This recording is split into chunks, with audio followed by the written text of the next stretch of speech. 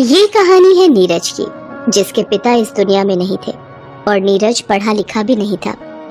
इसीलिए वो एक ढाबा चलाकर अपना और अपनी माँ का गुजारा चला रहा था। नीरज की माँ लीला भी ढाबा चलाने में उसकी मदद किया करती थी। नीरज, चूल्हा जलाने को एक भी लकड़ी नहीं बची है, मैं खाना कैसे बनाऊं? परेशान मत हो माँ, मैं अभी जंगल जाता हूँ और ढेर सारी लकड़ियाँ काट कर ले आता हूँ, फिर दोनों मिलकर फटाफट खाना बना लेंगे।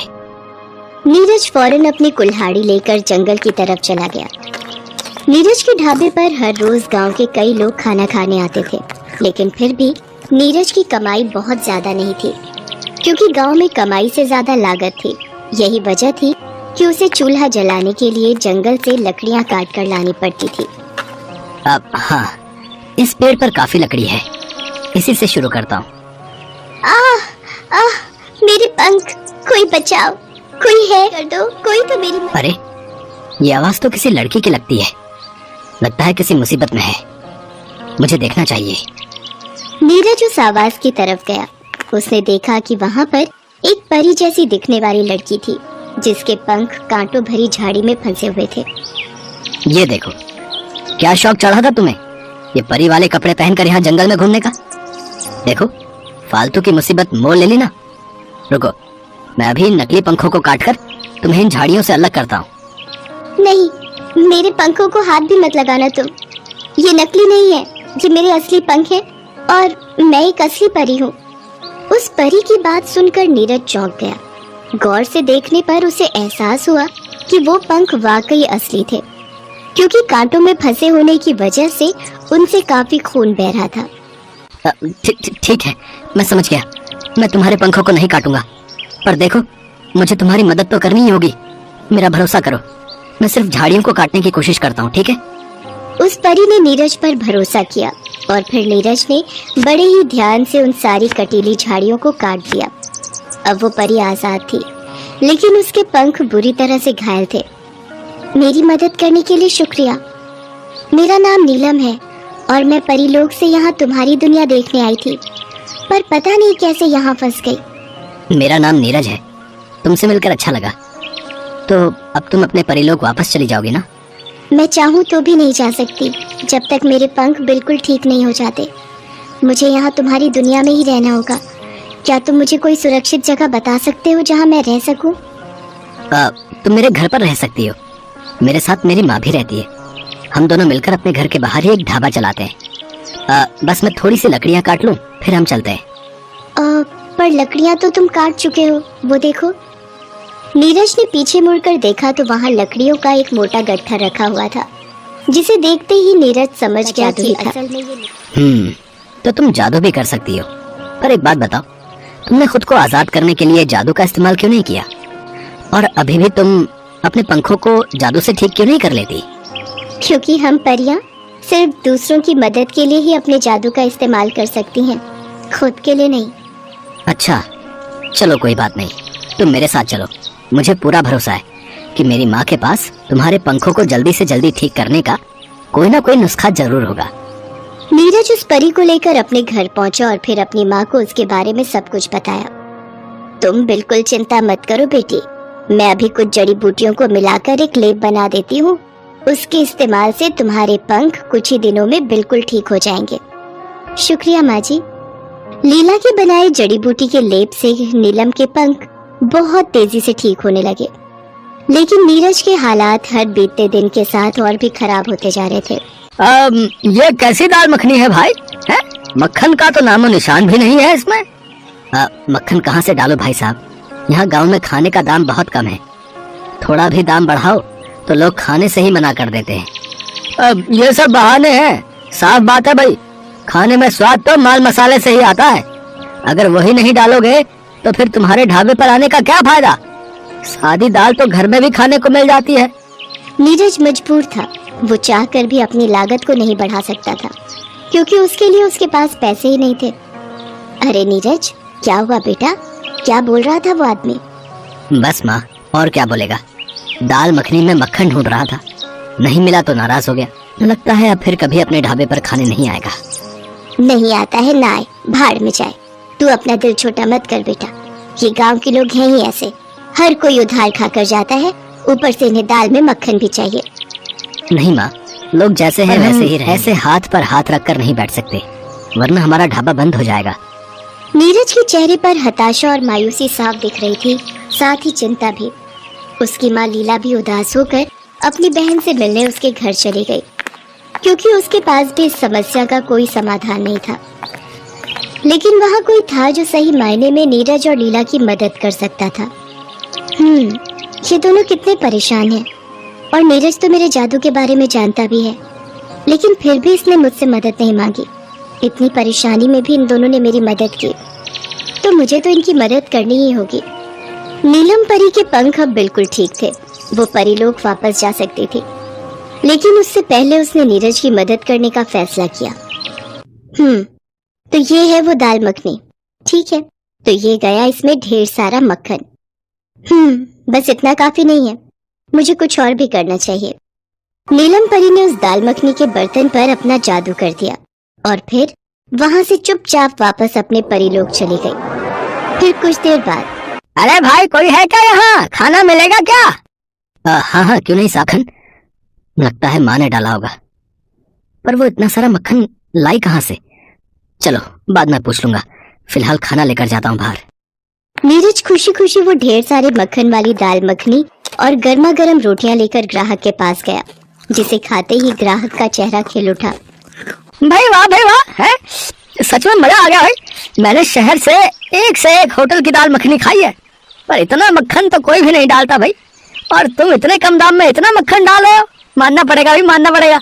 और ये भी कहना पड़ेगा कि तुम्हारी दाल मखनी का स्वाद भी बहुत बढ़िया है। शुक्रिया साहब, मुझे खुशी है कि आपको मेरा खाना पसंद आया। ये बढ़िया है तो पसंद तो आनी ही है। मैं ऐसा करता हूँ, तुम्हारे पास और ग्राहक भेजता हूँ। मेरे साथ और भी लोग शहर से आए हैं, तो तालाब के पास जो हम सब उसी के सिलसिले में यहाँ आए हैं। मुझे उम्मीद है कि तुम्हारी ये दाल मखनी सभी को पसंद आएगी। हाँ, तुम तैयार रहो, मैं बस अभी भेजता हूँ उन्हें। और हाँ, उनके आने से पहले जरा दाम भी बढ़ा लो, स्वाद के हिसाब से खाने का दाम बहुत ही कम है यहाँ भैया। हाँ। इतना कहकर वो आदमी वहां से चला गया। जो कुछ हो रहा था, नीरज का उस पर विश्वास कर पाना बहुत मुश्किल था, लेकिन फिर भी उसने होश संभाला और फटाफट रसोई में जाकर काम में लग गया। ऐसा करता हूँ, फटाफट और रोटियां बना लेता हूँ, दाल तो शायद काफी होगी। नीरज ने ऐसा ही किया। कुछ ही देर में उसके ढाबे के बाहर ग्राहकों की भीड़ जमा हो गई। तूने दाल मखनी का दाम बढ़ा दिया है? नीरज लीला को सारी बात बताता है। ये तो बड़े कमाल की बात है, पर बेटा दाल मखनी में मक्खन मैंने तो नहीं डाला, तो फिर वो आया कहाँ से? ये बात तो मुझे भी परेशान कर रही माँ। खैर, ये सब बाद में सोचेंगे। अभी मुझे ये बता कि थोड़ी बहुत दाल बची है कि नहीं, वरना मैं जल्दी से कुछ और बना देती हूँ। बेचारी नीलम को भी तो भूख लगी होगी ना। मैं दाल का भगोना खोल कर देखता हूँ माँ, आज बहुत ग्राहक थे तो शायद ही दाल बची हो। नीरज ने दाल का भगोना खोलकर देखा तो एक बार फिर हैरान रह गया, क्योंकि दाल का भगोना दाल से पूरी तरह से भरा हुआ था। माँ, ये तो पूरा भरा हुआ है, पर ऐसा कैसे हो सकता है? हैं? ये तो चमत्कार है बेटा। अब जा, जल्दी से जाकर नीलम को बुला ला, मैं गरम रोटियां बना रही हूँ, तुम दोनों साथ बैठकर खा लेना। नीरज को बात कुछ कुछ तो समझ आ रही थी, लेकिन जब नीलम परी उसके कमरे में नहीं मिली तो उसे पूरा यकीन हो गया कि उसकी सीधी सादी दाल मखनी को जादुई दाल मखनी बनाने वाली और कोई नहीं बल्कि नीलम ही थी, जो अब वापस परीलोक जा चुकी थी। नीरज, क्या हुआ बेटा? नीलम कहाँ है? वहीं जहां उसे होना चाहिए माँ। चलो हम मिलकर दाल मखनी खाते हैं और सबको खिलाते हैं। अब ना तो नीरज को दाल मखनी बनाने के लिए कभी कोई लागत लगानी थी और ना ही हर रोज उसे खुद पकाना था, क्योंकि नीलम परी के जादू के असर से दाल मखनी का वो भगोना कभी खाली ही नहीं हुआ। उस जादुई दाल मखनी से नीरज ने न सिर्फ अच्छी कमाई करके अपने हालात बदले, बल्कि उसने ना जाने कितने गरीबों का पेट भी मुफ्त में भरा। और ये देखकर सबसे ज्यादा खुश नीलम परी थी, जो परीलोक से हर वक्त बस नीरज को ही देखा करती थी। चंदनपुर गांव में किशन और मदन नाम के दो भाई रहते थे। किशन पैसे वाला था, जबकि मदन गरीब था। किशन एक ढाबा चलाता था। पहले मदन और किशन दोनों ही मिलकर ढाबा चलाते थे, पर जब ढाबा अच्छा चलने लगा तो किशन ने मदन को अपने घर और काम से अलग कर दिया। मदन सीधा साधा था, इसलिए कुछ नहीं बोला। मदन ने शुरू से ही खाना बनाना सीखा था, इसलिए उसने अलग होने के बाद एक छोटे से ठेले पर कढ़ी चावल बेचना शुरू कर दिया। गांव में किशन का ढाबा होने की वजह से मदन के कढ़ी चावल का ठेला ज्यादा नहीं चलता था। मदन दयालु स्वभाव का था। वो गरीब और भूखे लोगों को भोजन मुफ्त में ही खिला दिया करता था। मदन की बेटी रूपा के पैर में चोट आ गई थी, जिस कारण वो ठीक से चल नहीं पाती थी और उसका इलाज शहर में ही हो सकता था, जिसके लिए मदन को 2 लाख रुपए की जरूरत थी। पर मदन के पास इतने पैसे नहीं थे कि वो अपनी बेटी का इलाज करा सके। इस बात को लेकर वो बहुत परेशान रहता था। क्या करूं? शहर के डॉक्टर ने बोला है कि रूपा का इलाज जितनी जल्दी होगा पैर उतनी जल्दी ठीक हो जाएगा। अगर देर हो गई तो उसका पैर हमेशा के लिए खराब हो जाएगा। एक बार किशन भैया से बात करके देखता हूँ, शायद वो थोड़ी मदद कर दें। मदन अपने भाई से इस बारे में बात करने के लिए जाता है। पागल हो रहा है क्या? 2 लाख रुपए कोई छोटी रकम थोड़ी होती है। एक तो पहले ही मेरा ढाबा ठीक से नहीं चल रहा, घर में बड़ी दिक्कत चल रही है, और फिर तू तो कढ़ी चावल का ठेला लगाता है। तेरी कमाई नहीं होती क्या जो मुझसे मांगने के लिए आ गया? किशन अभी मदन पर गुस्सा हो ही रहा था कि तभी एक बूढ़ा व्यक्ति किशन के ढाबे पर आता है। भैया कुछ खाने को दे दो, बहुत भूख लगी है। भगवान तुम्हारा भला करे। लो, एक मांगने वाला पहले आया, दूसरा मांगने वाला बाद में आ गया। जब देखो मेरे ढाबे पर भिखारियों की भीड़ लगी रहती है। मेरे ढाबे से फूटी कौड़ी तो क्या, एक निवाला भी किसी को नहीं मिलेगा। चलो जाओ यहाँ से। मदन समझ गया था कि कहीं न कहीं किशन ये सब उसे ही सुना रहा है। वो निराश हो जाता है। बूढ़ा व्यक्ति भूखा ही वापस जा रहा था, तभी मदन उसे आवाज लगाता है। अरे बाबा रुको, पास ही में मेरा ठेला है, वहाँ पर चलो। मैं अपना ठेला लेकर वापस घर ही जा रहा था। ये कढ़ी चावल है, ये तुम खा लो और अपने घर भी लेते जाओ। जीते रहो बेटा, भगवान तुम्हें जीवन की हर खुशी दे। कढ़ी चावल को देखकर बूढ़ा व्यक्ति बहुत खुश होता है और मदन को दुआएं देता हुआ चला जाता है। मदन के मन में रूपा को लेकर बहुत चिंता थी। ऐसे ही दिन बीत रहे थे, पर मदन पैसों का कोई भी इंतजाम नहीं कर पाता।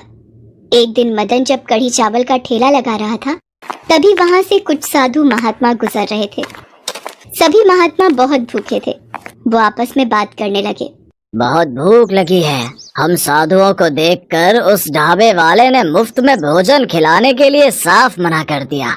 एक बार इस कढ़ी चावल के ठेले वाले से पूछते हैं, शायद ये हमारी कोई मदद कर दे। हाँ पूछ कर। ठेले के कढ़ी चावल खाकर साधु महात्मा तृप्त हो जाते हैं। तुम सचमुच बहुत दयालु हो, पर तुम कहीं ना कहीं किसी शंका में हो। हमें अपना दुख कहो। मदन उन साधुओं को अपनी परेशानी बताता है। तुम्हें परेशान होने की कोई आवश्यकता नहीं है। हम तुम्हें एक ऐसा मंत्र बताते हैं जिसकी सहायता से तुम जब भी कढ़ी चावल बनाओगे तो वो दुगने हो जाएंगे और उनका स्वाद भी बहुत बढ़िया हो जाएगा। इससे तुम्हारी बिक्री शुरू हो जाएगी। तुम आराम से अपनी बेटी रूपा का इलाज शहर में करवा सकते हो, पर तुम्हें एक बात का हमेशा ध्यान रखना है। तुम्हें रोजाना अपने ठेले से 100 गरीब और लाचार बहुत शुक्रिया, मैं इस बात का ध्यान रखूंगा। उन साधु महात्माओं का दिया मंत्र पढ़कर उस दिन से मदन कढ़ी चावल बनाने लगा। मदन के कढ़ी चावल इतने स्वादिष्ट होते थे कि आसपास के सभी गांव और शहर के लोग भी उसके पास कढ़ी चावल खाने के लिए आते थे। मदन 100 गरीबों को भी अपने ठेले से रोजाना मुफ्त में कढ़ी चावल बांटता था। धीरे धीरे मदन की बिक्री बढ़ गई। अब उसके पास लोग भी ज्यादा आने लगे थे, इसलिए उसने धीरे धीरे कढ़ी चावल की एक बड़ी दुकान खोल ली। मदन के पास इतने पैसे जुड़ गए थे जिससे उसने अपनी बेटी रूपा के पैर का इलाज भी करवा लिया और वो फिर से चलने और स्कूल जाने लगी। बापू देखो, मैं फिर से चल सकती हूँ। बापू मेरा पैर बिल्कुल ठीक हो गया। आज मैं सचमुच अपनी बच्ची के लिए बहुत खुश हूँ। उन साधु महात्माओं ने आपको वो मंत्र देकर हमारे जीवन के सारे दुख दूर कर दिए। हाँ जानकी, तुम बिल्कुल ठीक कह रही हो। वो साधु महात्मा तो कोई भगवान का रूप बनकर आए थे। मेरी बेटी का पैर ठीक हो गया, बस मेरे लिए तो यही बहुत खुशी की बात है। किशन को जब मदन की तरक्की के बारे में पता चलता है तो वो अपना सा मुंह लेकर रह जाता है। मदन को दूसरों की भलाई करने का फल मिल गया था और उसके जीवन में ढेर सारी खुशियां आ जाती हैं। कहते हैं जो दूसरों का भला करता है, भगवान सदैव उनकी सहायता करते हैं।